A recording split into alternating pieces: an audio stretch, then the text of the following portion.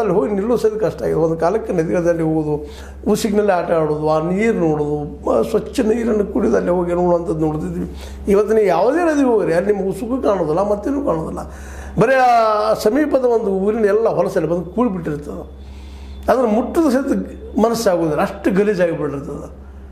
ಇಡೀ ಊರಿನ ಹೊಲಸೆಲ್ಲ ಅದರಲ್ಲಿನ ಎಲ್ಲ ನದಿಗಳು ಒಂದಾದ ನದಿಗೆ ಮಾತಾಡ್ತಾ ಇಲ್ಲ ನಾನು. ಇದನ್ನು ಭಾಳಷ್ಟು ನದಿಗಳು, ಒಂದು ಸ್ವಲ್ಪ ದೊಡ್ಡ ನದಿಗಳಿಗೆ ಏನೋ ಒಂದು ಸ್ವಚ್ಛ ಮಾಡೋ ಪ್ರಯತ್ನ ಮಾಡ್ತಾರೆ, ಆದರೆ ಆಗ್ತಾ ಇಲ್ಲ.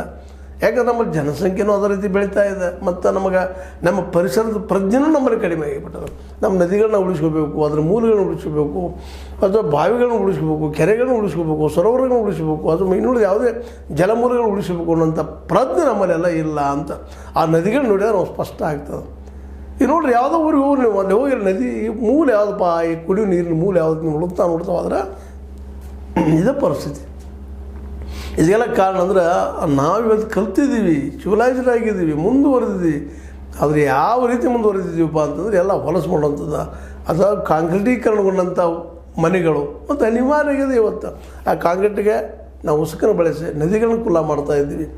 ಹಾಗಾದ್ರೆ ಹೆಂಗೆ ಬದುಕೋದು ಅಂತ, ಇದಕ್ಕೆ ಪರಿಹಾರ ಏನು ಅನ್ನೋ ದಿಶೆಯಲ್ಲ ನಾವೆಲ್ಲ ಹುಡುಕಬೇಕಾಗಿದೆ. ಇಂಥ ಪರಿಸ್ಥಿತಿಯೆಲ್ಲ ಕಾವೇರಿ ಆರತಿಗೆ ಕೋಟ್ಯಾಂತರ ರೂಪಾಯಿ ವ್ಯಯಿಸೋದ್ರಿಂದ ಯಾವ ಸಾರ್ಥಕತೆ ಸಿಗುತ್ತದೆ? ಭಾಳ ಅದ್ಭುತವಾದ, ಭಾಳ ಮಹತ್ವವಾದ ಮಾತು ಮಾತಾಡಿದ್ದಾರೆ ಟಿ ರಾಮಸ್ವಾಮಿ ಅವರು. BJP ಅವರಾಗಿದ್ದರೂ ಸಹಿತ ನಮ್ಮ ಧರ್ಮ, ನಮ್ಮ ಆಚರಣೆ, ನಮ್ಮ ಸಂಪ್ರದಾಯಗಳ ಬಗ್ಗೆ ಗೌರವ ಕೊಡ್ತಾನೆ. ಈ ಕೋಟ್ಯಾಂತರ ರೂಪಾಯಿ ಖರ್ಚು ಮಾಡೋಕ್ಕಿಂತಲೂ ಕಾವೇರಿ ಆರತಿಗೆ ಆಗಿರ್ಬೋದು, ಗಂಗಾ ಆರತಿಗೆ ಆಗಿರ್ಬೋದು, ಇವು ಹೊಸದಾಗಿ ಶುರುವಾಗ್ಬಿಟ್ಟದ ಆರತಿ ಮಾಡುವಂಥ ಉತ್ತರ ಪ್ರದೇಶದಲ್ಲೇ, ಅದು ಉತ್ತರ ಭಾರತ ಶುರುವಾದಂಥ ಈ ಒಂದು ಆಚರಣೆ ದಕ್ಷಿಣಕ್ಕೂ ಬರ್ತಾಯಿದೆ, ಇಡೀ ಎಲ್ಲ ಕಡೆ ಬರ್ತಾಯಿದೆ. ಇಲ್ಲಿ ಸರ್ಕಾರಗಳು ಸಾಕಷ್ಟು ಬಾಗಿನ ಅರ್ಪಣೆ ಮಾಡ್ತೀವಿ ಅಥವಾ ಆರತಿ ಬೆಳಗ್ತೀವಿ, ಇಂಥಕ್ಕೆ ಕೋಟ್ಯಾಂತರ ರೂಪಾಯಿ ಖರ್ಚು ಮಾಡ್ತೀರಿ. ಅದು ಮಾಡಲಾರ್ದ ಅದೇ ನದಿ ಸ್ವಚ್ಛ ಉಳಿಸೋದಕ್ಕೆ ಮಾಡೋದಕ್ಕೆ ಆ ನಮ್ಮನ್ನು ಯಾಕೆ ವಹಿಸಬಾರ್ದು? ಪ್ರಾಮಾಣಿಕವಾಗಿ ಎಲ್ಲರೂ ಬರೀ ಸರ್ಕಾರ ಒಂದರಿಂದ ಅಲ್ಲದು, ನಾವು ಜನಸಾಮಾನ್ಯರು ತಿಳ್ಕೊಬೇಕಾಗ್ಯದ. ಭಾಳ ಸಲ ನಾವು ಏನು ತಿಳ್ಕೊಂಡ್ಬಿಟ್ಟಿದ್ದೀವಿ ಅಂದರೆ ಸರ್ಕಾರಕ್ಕೆ ಸಂಬಂಧಿಸಿದ್ರಿ ಅಂತ ನಾವು ತಿಳ್ಕೊಳ್ತೀವಿ. ಅದು ಆಗಬಾರ್ದಾಗಿದೆ ಅನ್ನೋದು ಇವತ್ತು ನಾವು ನಿತ್ಯ ಚರ್ಚೆ ಮಾಡಬೇಕಾಗಿದೆ.